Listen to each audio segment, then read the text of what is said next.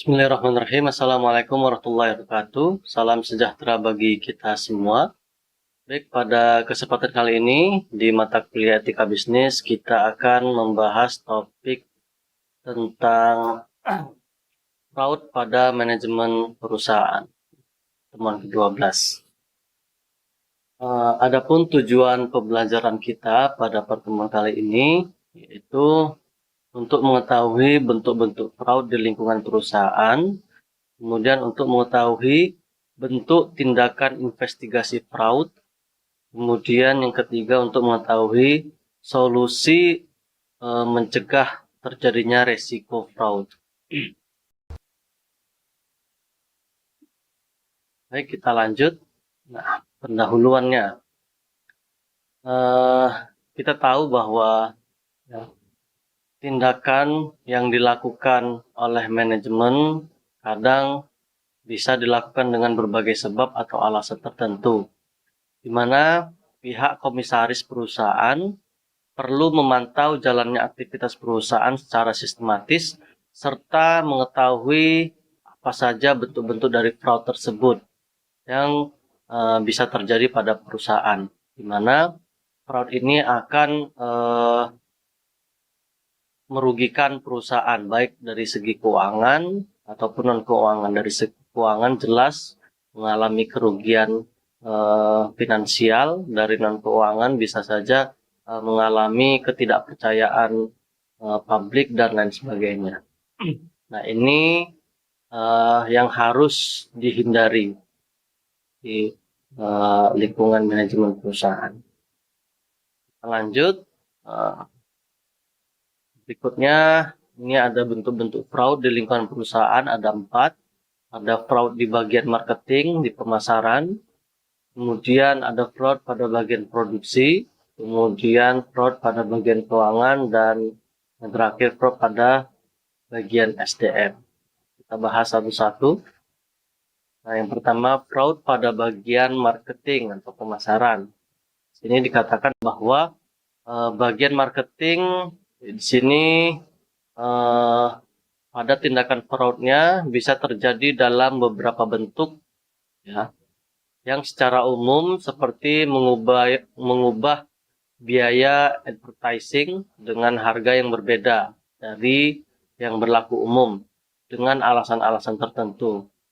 Mana misalnya saja dia membuat event atau ajang promosi dengan mengundang selebritis misalnya secara berlebihan, di mana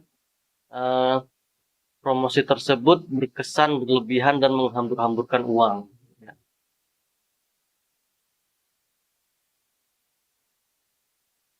Jadi tujuannya salah juga, ya. Di sini dikatakan hal ini terkesan lebih pada keinginan untuk mempopularitaskan diri, ya, dari seorang manajer marketing, bukan usaha untuk menaikkan angka penjualan produk. Jadi tergolong sia-sia dan berlebihan dalam melakukan promosi dan selebritis dan lain sebagainya.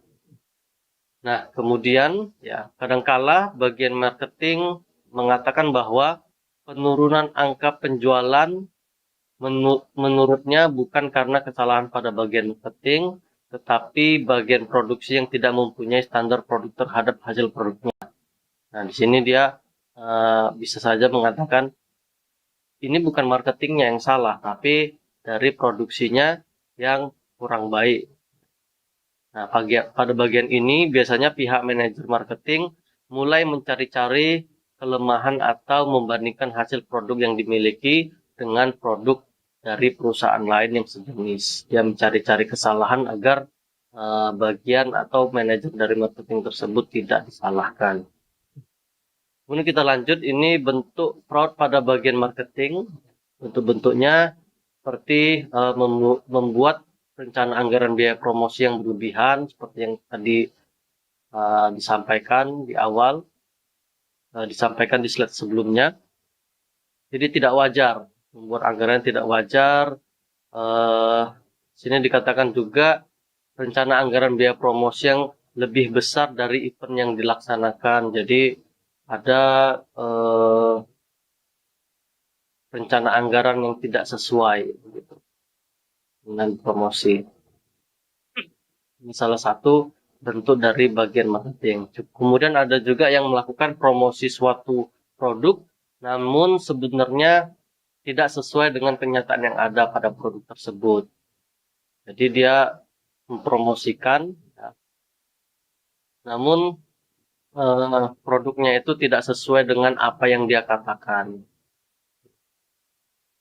Kemudian yang ke C, menjual barang tester yang seharusnya dipakai hanya untuk tester saja dan mengambil keuntungan itu sebagai keuntungan pribadi. Jadi tester ini digunakan untuk ya untuk sebagai daya tarik bagi pembeli, yang bagi calon pembeli dia bisa merasakan atau bisa merasakan produk yang akan dijual, namun dari sisi marketing sini menjual tester tersebut, jadi tidak digunakan sebagai alat untuk menarik atau untuk dijadikan percobaan produk yang diberikan kepada calon pembeli tersebut, malah dijual. Ini dalam bentuk fraud pada bagian marketing. Kemudian juga mengambil barang tester dan hadiah untuk menjadi milik pribadi. Kemudian ada juga kan kita menggunakan hadiah ataupun ya, tester tersebut ya, malah diambil untuk jadi milik pribadi, tidak diberikan kepada, misalnya ketika dia mengatakan beli 2 akan mendapatkan merchandise atau hadiah gitu, tapi malah tidak diberikan gitu. Jadi tidak dikasih tahu, yang penting pembeli sama penjualnya, tapi itu masuk jadi anggaran memberikan hadiah dalam si marketingnya, tapi tidak diberikan, malah diambil sendiri untuk dijadikan milik pribadi. Kemudian ada di sini teman-teman bisa baca, bisa saja menjual barang hadiah kepada para konsumen yang seharusnya itu merupakan hadiah tapi malah dijual. Kemudian memakai fasilitas kendaraan dinas untuk keperluan pribadi, alasannya promosi tapi malah untuk kebutuhan pribadinya, itu tidak boleh. Ya, ini bisa dikatakan sebagai fraud yang dapat merugikan baik dari sisi finansial maupun non finansial perusahaan. Dan di sini menaikkan harga secara berlebihan ya, dari produsen dan distributor tanpa sepengetahuan pihak manajemen perusahaan dan lain sebagainya. Teman-teman bisa membaca secara lengkap di materi yang saya berikan. Kemudian ini juga ada, bisa teman-teman bisa dengan lengkap. Nah, kemudian kita masuk pada bagian produksi. Pada bagian produksi, fraud itu bisa terjadi dalam berbagai hal, seperti menurunkan tingkat ketelitian pada standar produk yang seharusnya, kemudian memproduksi dalam jumlah yang berlebih, namun melaporkannya dalam jumlah yang tidak sebenarnya, dan kelebihan produksi itu disimpan dan dipasarkan secara bawah tangan atau sembunyi-sembunyi. Jadi misalnya kemarin ada kejadian di suatu perusahaan di mana dia menyuruh karyawannya untuk lembur, ya, dan melakukan produksi yang lebih, yang banyak, ya, dan ada lembur juga. Namun hasil lembur tersebut tidak dilaporkan atau tidak menjadi produk dari perusahaan tersebut. Jadi disimpan, kelebihan dari produksinya itu disimpan dan dijual untuk kepentingan pribadi atau untuk keuntungan pribadinya. Nah, ini merupakan salah satu fraud pada bagian produksi. Nah, kemudian atau melaporkan kerusakan mesin pabrik dalam bentuk habis habisnya umur, ekonomis underdeal, atau mesin dan harus diganti dengan yang baru. Nah, padahal mesin tersebut masih cukup baik ya. Jadi ini bagian-bagian dari produksi untuk agar mendapat keuntungan pribadi ya. Jadi jelas misalnya mesin tersebut masih bisa digunakan tapi malah harus diganti, dan ini akan menjadi keuntungan dari sisi bagian produksi. Kemudian ya jelas ini akan menjadi kerugian ya bagi perusahaan. Bisa saja ini dalam bentuk-bentuk fraud. Nah, ini ada bentuk-bentuk fraud pada bagian produksi. Bisa saja mencampur produk tertentu dengan jenis lain, namun tidak terlihat jika dianalisis secara sederhana. Kemudian tindakan mencetak ulang buku-buku yang sudah berakhir batas perjanjiannya tanpa seizin pemegang hak cipta, atau bahkan mencetak buku melebihi batas keuntungan yang dipersyaratkan oleh pemegang hak cipta dan hasil keuntungan diambil oleh penerbit sendiri dan lain sebagainya. Ini adalah bentuk-bentuk fraud pada bagian produksi. Nah, kita langsung masuk pada fraud pada bagian keuangan. Ini kita lihat pada bagian keuangan ini sudah jelas kalau ada kecurangan di sana yang berkaitan dengan perubahan angka-angka pada laporan keuangan, di mana angka-angka tersebut tidak lagi disajikan sewajarnya, tapi sudah dirubah-rubah dan tidak sering terjadi karena adanya pressure atau tekanan dari pihak manajemen, sehingga informasi yang diperoleh oleh publik adalah bukan lagi informasi dengan data yang sebenarnya, namun sudah penuh dengan rekayasa. Dalam berbagai tindakan yang sifatnya fraud seperti itu, maka sudah menjadi kewajiban seorang auditor untuk melaporkan keadaan yang sebenarnya kepada pihak yang berkepentingan, namun mewujudkannya tersampainya sebuah informasi yang akurat dan detail adalah bukan suatu urusan yang mudah, karena sisi independensi dari seorang auditor akan diuji. Jadi biasanya ada audit keuangan, ya, di mana situ akan dilihat kesesuaiannya antara evidence atau bukti dengan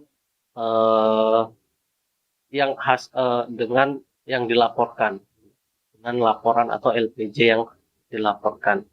Apakah sudah sesuai realisasi dengan anggarannya, ini anggarannya masuk atau tidak, dilihat juga dari bukti-bukti yang ada. Nah, biasanya auditor ini ya harus independen, ya. Jadi tidak bisa disuap atau tidak bisa diatur oleh yang auditinya atau yang diaudit. Jadi apapun keadaan dari keuangan tersebut jelas disampaikan hasil auditnya. Tidak ada yang dikurangi dan tidak ada yang dilebih-lebihkan. Nah, di sini untuk melindungi dan terbentuknya independensi seorang auditor dalam melakukan pekerjaannya adalah menjadi kewajiban pihak komite audit untuk melindungi dan memastikan hasil audit dapat dipertanggungjawabkan, karena pada saat seorang auditor akan dan sedang melakukan pekerjaannya, sangat mungkin bagi pihak manajemen untuk melakukan intervensi dengan cara mengubah angka-angka seperti pembelian, penjualan, data arus kas, dan lain sebagainya. Nah, dalam berbagai kasus fraud yang terjadi, salah satu faktor yang menyebabkan adalah karena tidak adanya independensi auditor atau pihak auditor telah mengalami intervensi dari pihak manajemen perusahaan. Jadi penting ya auditor itu independen sendiri agar tidak ada intervensi dari perusahaan untuk memasukkan atau mengubah-ubah angka. Nah, ini bentuk-bentuk fraud pada bagian keuangan, ya. Memanipulasi data laporan keuangan dan untuk tujuan tertentu, misalnya saja ya untuk membuat laporan keuangan, memanipulasi laporan keuangan bahwa perusahaan tersebut memiliki profit yang baik, ya. memiliki profit yang baik agar investor-investor atau orang-orang bisa menanamkan sahamnya di sana misalnya, sebagainya. Ini beberapa bentuk-bentuk fraud pada bagian keuangan. Ini bisa teman-teman nanti baca, bisa melaporkan kepada pihak kreditur bahwa beberapa proyek dikerjakan sedang mengalami masalah yang serius dan tidak dapat dihindari seperti bencana banjir, longsor, diserang hama, dan yang lainnya dengan tujuan agar mendapatkan keringanan atau bahkan dihapus bukan atas segala kewajibannya. Jadi ada bentuk-bentuk fraud untuk menghindari keringanan, maksudnya untuk menghindari menghindari membayar kepada kreditur dengan melakukan manipulasi dan dengan cara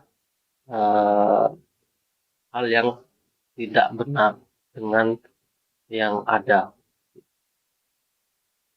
Ini nanti teman-teman bisa baca bentuk-bentuk fraud. Juga misalnya pihak manajemen perusahaan bekerja sama dengan pihak akuntan publik dalam menyusun laporan keuangan yang sesuai dengan keinginan. Jadi ada kerjasama dengan para akuntan ya, untuk menyesuaikan angka-angkanya dengan yang diinginkan. Misalnya kalau pengen laporannya baik, ya udah disesuaikan. Kalau penjualan dan lain sebagainya itu mengalami kenaikan dan lain sebagainya, untuk tujuannya menarik investor misalnya dan sebagainya. Ini bentuk-bentuk dari fraud dalam keuangan. Ini ada juga bentuknya. Kemudian kita lanjut ya, tujuan manajemen melakukan fraud di bidang keuangan. Apa sih tujuan mereka melakukan manajemen fraud? Yang pertama, tujuannya untuk melakukan rekayasa, menaikkan laba bersih yang dilaporkan dengan tujuan untuk memaksimumkan nilai perusahaan. Jadi kalau laba bersihnya yang dilaporkan itu mengalami kenaikan, maka tujuannya itu nilai perusahaan akan naik juga. Dan tujuan berikutnya bahwa pihak perusahaan atau debitur ingin menyampaikan informasi kepada pihak eksternal, khususnya kreditor, bahwa perusahaan tersebut memiliki kinerja yang baik yang terhindar dari pelanggaran perjanjian utang. Ini biar mudah mendapatkan kucuran dana atau pembiayaan, misalnya dia melakukan manipulasi informasi keuangan agar mudah. Kalau aslinya perusahaannya tidak dengan baik-baik saja. Ini merupakan salah satu ya tujuannya itu untuk memudahkan. Kemudian ada juga pihak manajemen perusahaan melaporkan bahwa penjualan dan perolehan keuntungan perusahaan terjadi penurunan dengan tujuan pembayaran pajak menjadi kecil.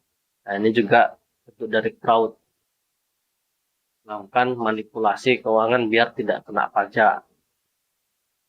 Kemudian ada juga pencatatan suatu laporan keuangan dengan menjelaskan bahwa perolehan keuntungan perusahaan mengalami penurunan dan berada dalam jumlah yang kecil, juga ditujukan kepada publik atau masyarakat.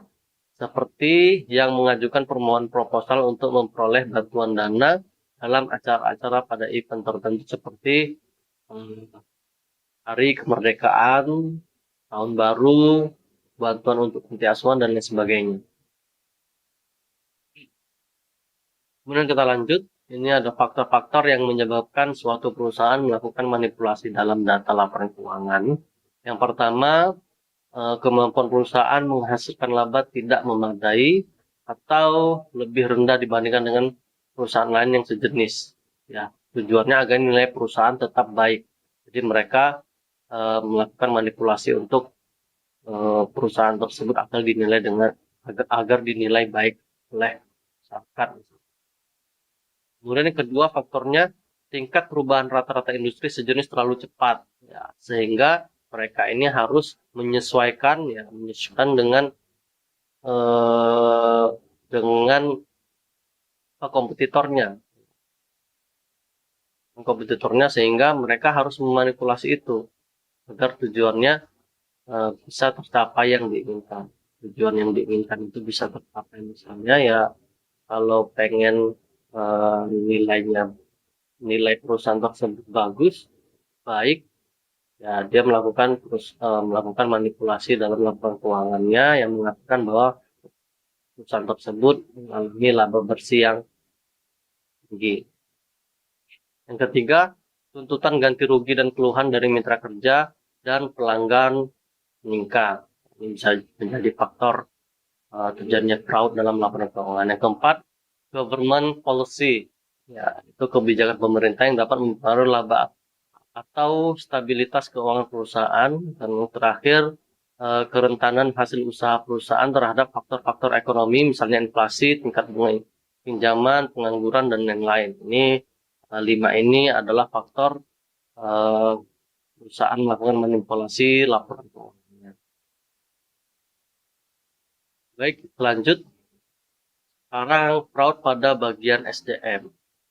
Jadi dikatakan bahwa tindakan fraud ya juga terjadi pada bagian SDM atau sumber daya manusia. Sering terjadi, namun kadangkala itu terjadi karena melibatkan orang dalam sebagai pihak yang telah mengetahui kondisi di lapangan.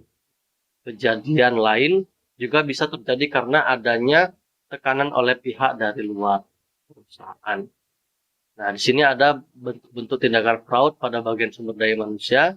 Yang pertama, ini misalnya membuat gelar kerja kesarjanaan palsu atau fiktif, padahal yang bersangkutan tidak kuliah di sana, sehingga pengaruhnya yang bersangkutan memperoleh pekerjaan dan mendapatkan kedudukan yang layak karena dipromosikan, tapi gelarnya palsu. Apapun dia bisa saja membeli ijazah palsu, kemudian menyodorkannya ke perusahaan untuk bisa naik jabatan atau naik pangkat. Kemudian menerima sogokan dengan menerima karyawan yang seharusnya tidak lulus namun kemudian diluluskan. Nah, ini melakukan sogok. Biasa banyak kita ditemuin ini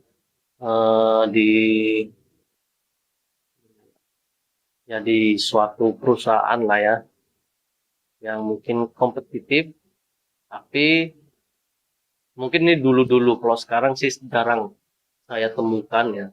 Dia pengen masuk di perusahaan tersebut tapi harus bayar 100 juta misalnya.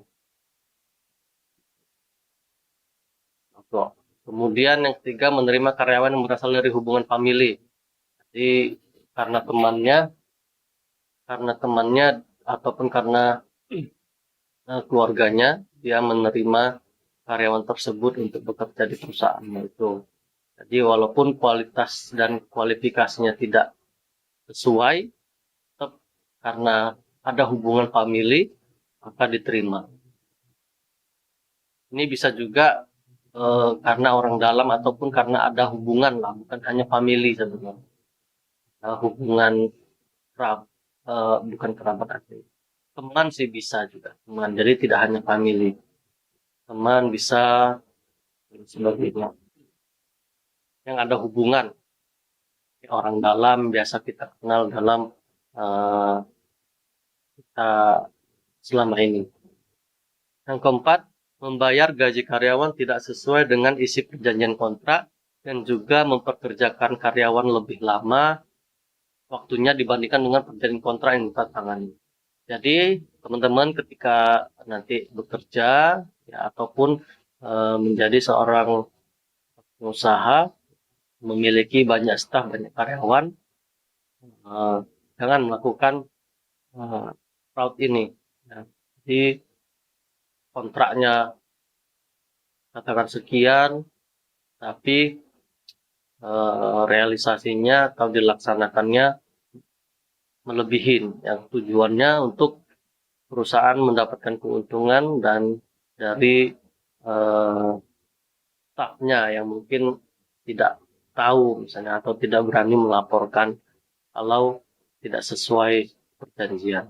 Nah, kalau tidak sesuai bisa saja kita lihat, kita makanya harus megang salinan kontrak tersebut agar sewaktu-waktu ketika misalnya gaji ataupun waktu ataupun beban yang kita terima atau yang kita kerjakan itu tidak sesuai dengan job desk di kontrak. Ya, bisa saja dilaporkan ke HRD-nya biasanya. Jadi ataupun kalau tidak ada tanggapan ya bisa saja jadi alasan untuk dilaporkan ataupun malah kita bisa resign karena tidak sesuai. Jadi alasan.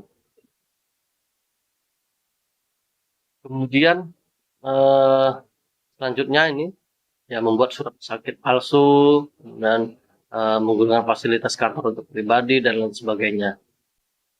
Oke, baik kita ulangin pada slide ini ya. Tadi laptopnya error. Nah ini ya bentuk tindakan investigasi fraud dengan pendekatan interview. Jadi dengan menggunakan wawancara untuk memperoleh data-data dan informasi yang akurat dan tepat. Nah, di sini ada beberapa hal yang harus diperhatikan dalam interview. Yang pertama, cara interviewnya harus sopan dan hindari kekerasan dan intimidasi. Gunakan asas praduga tak bersalah. Jadi kita menggunakan asas praduga tak bersalah. Jadi mereka itu dianggap tidak bersalah. Kemudian kemukakan fakta dan bukan opini. Ya. Faktanya apa? Jadi bukan opini-opini atau dugaan-dugaan yang tidak pasti. Jadi faktanya apa? Kemudian tugaskan 2 orang interviewer, 1 mengajukan pertanyaan dan 1 lagi mendengarkan dan memperhatikan, menyaksikan dan mencatat. Ya, jadi ada 2 interviewer. Kemudian gunakan alat perekam, ya, kan sewaktu-waktu ketika ada yang mungkin tidak jelas bisa didengarkan lagi ataupun alat perekam ini menjadi bukti yang kuat dalam proses interview tersebut. Kemudian mendengarkan jawaban dan dengan penuh kesabaran, lakukan interupsi hanya untuk memperjelas jawaban. Jadi ketika ada jawaban yang perlu diperjelas, itu baru diinterupsi. Jadi kita harus sabar untuk mendengarkan. Kemudian ajukan pertanyaan-pertanyaan atau kalimat-kalimat untuk menumbuhkan kepercayaan diri dan keberanian responden untuk menceritakan dengan kata-kata sendiri kejadian yang sebenarnya. Jadi kita gunakan seolah-olah responden itu mau menceritakan apa yang sebenarnya terjadi kepada kita, tidak ada tekanan dan agar kalimat-kalimat yang kita gunakan itu responden malah percaya dengan seutuhnya kepada kita dan menceritakan yang sebenarnya tanpa ditutupi kejadian yang seharusnya diceritakan. Kemudian di sini walaupun sulit hanya bisa dilakukan oleh interrogator yang terlatih. Ini harus dilatih, integrator yang terlatih dan berpengalaman. Coba untuk mengetahui apakah responden berbohong atau menjawab dengan jujur. Integrator biasanya melihat misalnya dari cara dia menjawab, dilihat dari kedipan matanya, melihat ke sana sini, itu bisa dilihat apakah dia itu menjawabnya dengan jujur atau tidak. Nah, ini harus dipelajari biasanya. Dan ini jangan perbolehkan responden kembali ke ruang kerjanya untuk menghindari lenyapnya bukti yang diperlukan. Perhatikan body language. Kemudian jangan mengajukan pertanyaan yang bersifat memancing emosi harga dirinya. Karena jika itu terjadi maka pertanyaan yang diajukan tidak akan terjawab karena yang bersangkutan merasa harga dirinya diremehkan. Kemudian jelaskan padanya bahwa hasil interview ini akan membawa pengaruh pada kemajuan perusahaan, yaitu sesuai dengan yang dicita-citakan oleh banyak pihak, tidak terkecuali bagi dirinya juga diuntungkan. Kemudian yang terakhir, penjelasan secara tegas dan jelas bahwa secara agama manapun tindakan dan perbuatan fraud atau kecurangan adalah tidak dibenarkan dan dapat dikategorikan sebagai dosa. Nah, sehingga responden atau yang bersangkutan perlu secepatnya untuk mengakui kesalahan tersebut. Itu adalah langkah-langkah yang perlu diperhatikan dalam interview untuk mendapatkan informasi dan data yang tepat. Dan kita lanjut. Nah, ini ada beberapa solusi untuk mencegah terjadinya resiko fraud. Nah, risiko dan tindakan terjadinya fraud sangat berbahaya bagi suatu perusahaan. Jika ini terus dibiarkan, maka ada beberapa saran untuk mencegah terjadinya kecurangan tersebut. Ya, ini ada 10. Ini ada 10. Lihat solusinya. Yang pertama, tingkatkan pengendalian internal yang terdapat di perusahaan. Karena ada sistem penjaminan mutunya, sistem audit internal, aminnya, audit mutu internal, dan lain sebagainya ditingkatkan. Kemudian yang kedua, lakukan seleksi pegawai secara ketat, gunakan jasa psikolog, dan hindari katablese ya, dalam menerima pegawai. Jadi, seleksi pegawai dengan baik, dengan ketat, agar kualitas dari pegawai tersebut baik, gitu. Tidak melakukan fraud dan lain sebagainya. Kemudian yang ketiga, tingkatkan keandalan internal audit departemen, antara lain dengan memberikan balas jasa yang menarik, kemudian memberikan perhatian cukup besar terhadap laporan mereka, kemudian mengharuskan internal auditor melaksanakan continuing process education. Jadi ada keberlanjutan dari proses audit di internalnya juga. Kemudian yang keempat, memberikan imbalan yang memadai untuk seluruh pegawai, kemudian menimbulkan rasa memiliki di antara pegawai. Jadi ada reward ketika pegawai itu baik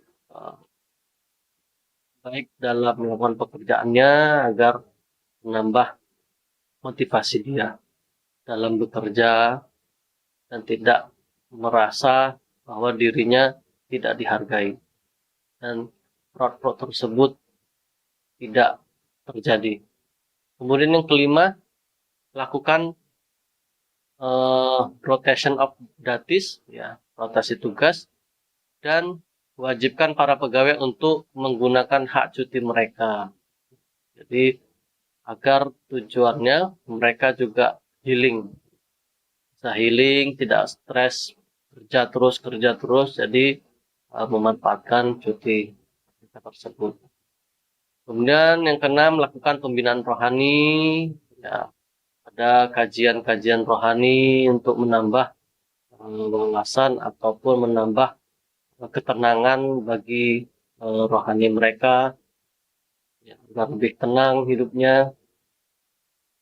Kemudian yang ketujuh, memberikan sanksi yang sangat tegas kepada mereka yang melakukan kecurangan, dan berikan juga penghargaan kepada mereka yang berprestasi. Ya, jadi ada sanksi tegas, ya, tidak mencela-mencela, sanksinya benar-benar jelas, tegas, dan tujuannya agar yang melakukan fraud tersebut takut dan tidak ingin melakukannya karena sanksi tersebut. Kemudian yang kedelapan, tumbuhkan iklim keterbukaan dalam perusahaan, ya, jangan saling tutup-menutupi, terbuka sama lain untuk memajukan perusahaan tersebut. Yang kesembilan, manajemen harus memberikan contoh dengan bertindak jujur, adil, dan bersih. Ya, jangan malah menjadi contoh yang buruk di staf yang lain.